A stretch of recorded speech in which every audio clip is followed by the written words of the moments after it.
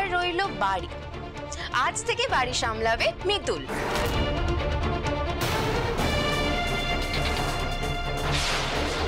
কি শুরু করেছে বলো তো তোমরা সবাই? আমার মেয়েটাকে আমি খুঁজে পাচ্ছি না, মনের অবস্থা ঠিক নেই। আর এই সময় মাঠানের কাছ থেকে সমস্ত ক্ষমতা কেড়ে নিয়ে মাঠানকে অকেজো প্রমাণ করবে তোমরা, তাই তো? তাই না মাঠান? তুমি একদম চিন্তা করবে না, আমি থাকতে তোমার সাথে অন্যায় আমি কাউকে করতে দেবো না, কাউকে না, কিচ্ছু হবে না। আমি ঠিক নেই বলে এই বাড়িতে যে যা খুশি করবে, তাই না? হবে না, হবে না। আস্তে, চিৎকার করবে না একদম। ভুলে যেও না তুমি আমার সাথে কথা বলছো, আর আমাদের সম্পর্কটাও ভুলে যেও না। আমি যেটা বলছি সেটা মেনে নিতে তুমি বাধ্য।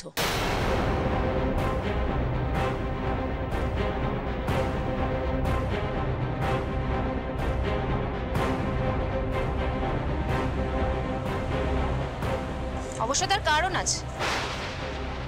তার কারণ এই বাড়ি, ব্যবসা, সম্পত্তির যে আসল মালিক সে আমায় পাওয়ার অফ অ্যাটর্নি দিয়েছে।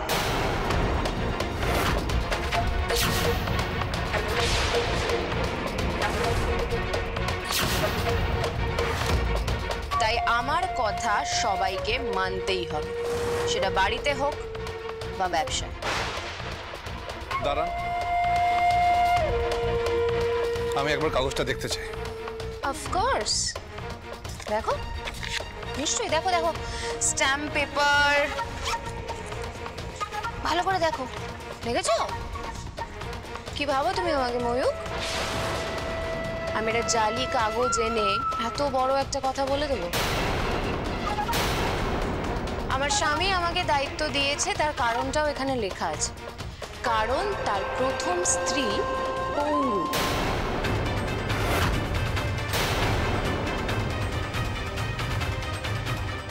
বাবা, উনি এসব কি বলছেন? হ্যাঁ, কেন করলে তুমি এই কাগজটা সাইন কেন করলে বাবা?